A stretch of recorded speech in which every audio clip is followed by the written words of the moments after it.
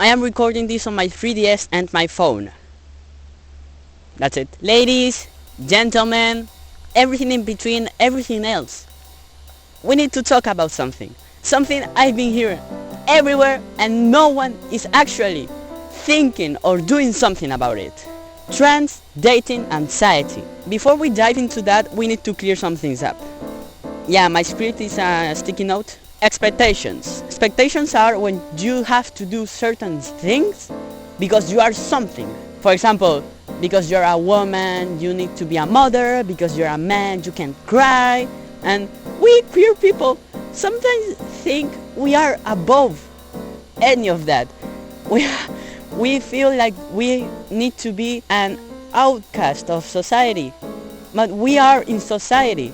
We do have toxic ways of thinking, toxic behaviors. And that is something some people have talked about, but not in this specific case.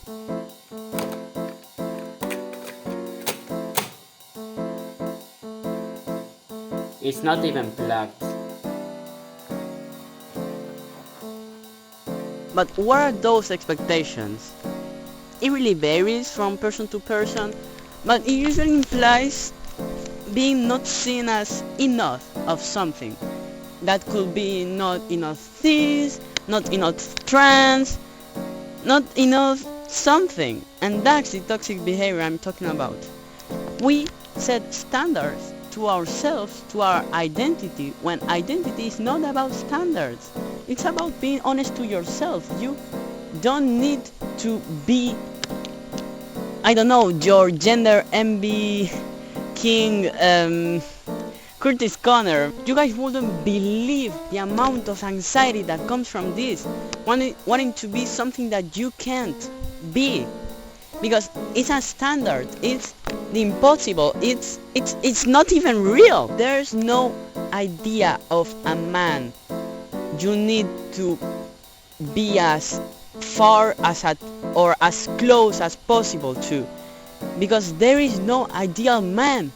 We are just beings. We are consciousness in this world. You can't be an idea. Oh my god, a little bug. Oh, I think it died. Because you can't ever meet standards, because they are made to be unreachable.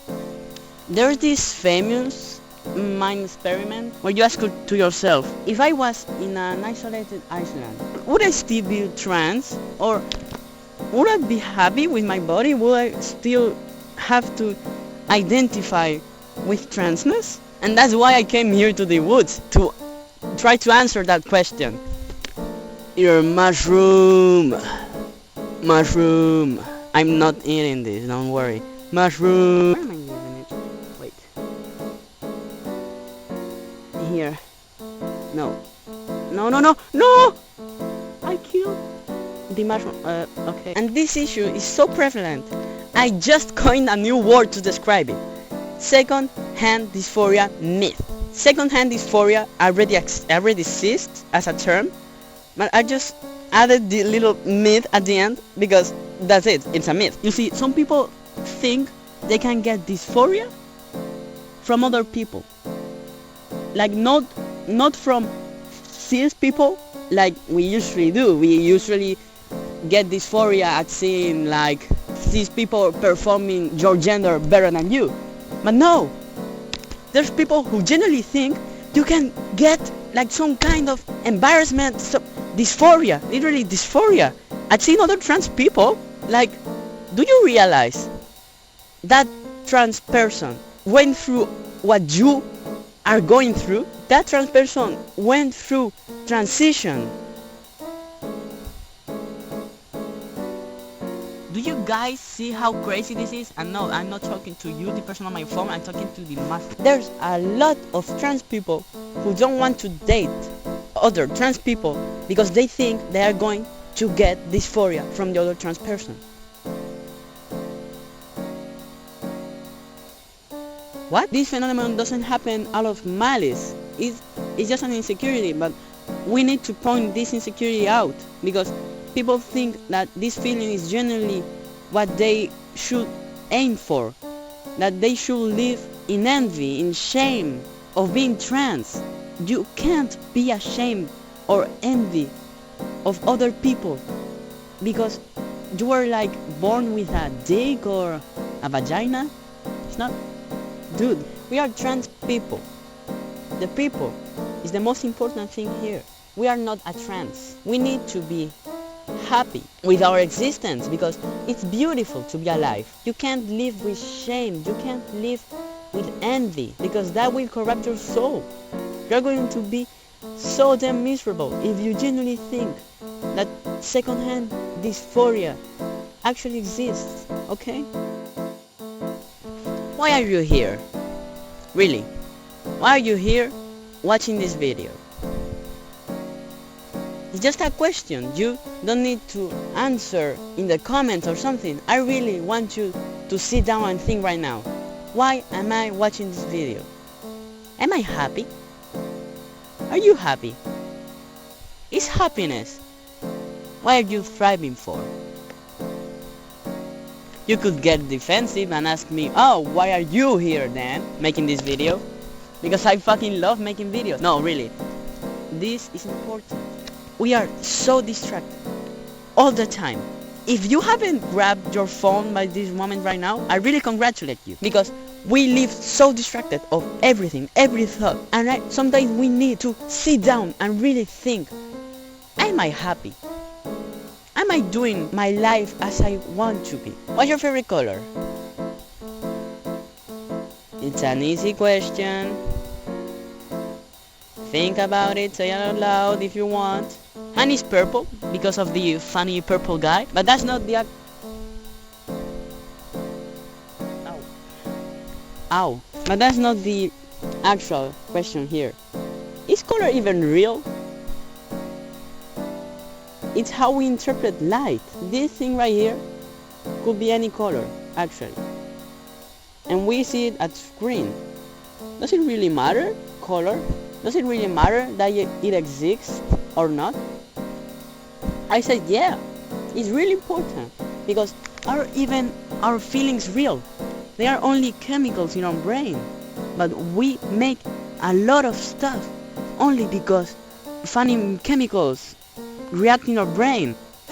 We hate, we love, we feel excited, we feel sad, and I think that's really important. That we feel things, that we think about how things make us feel.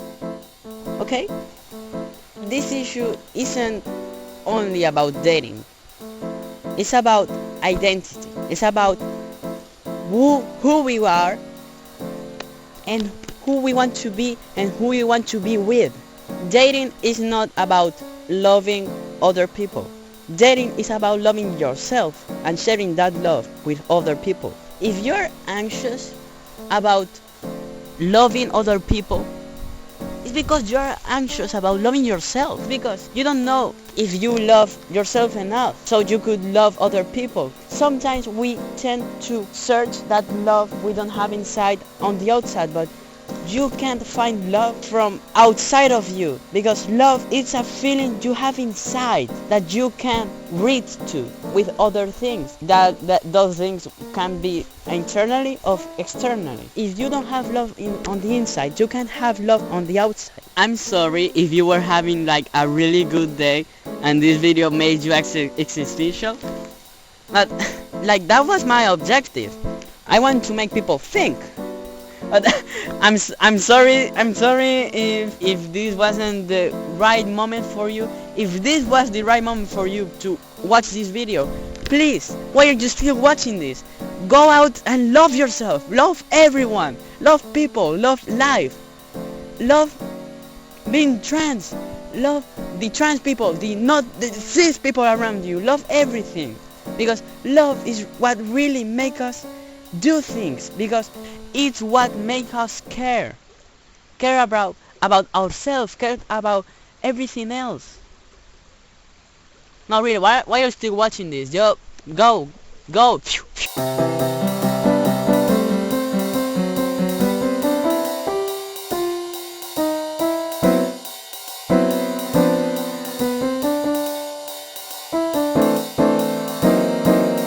No, reader, why are you still watching this?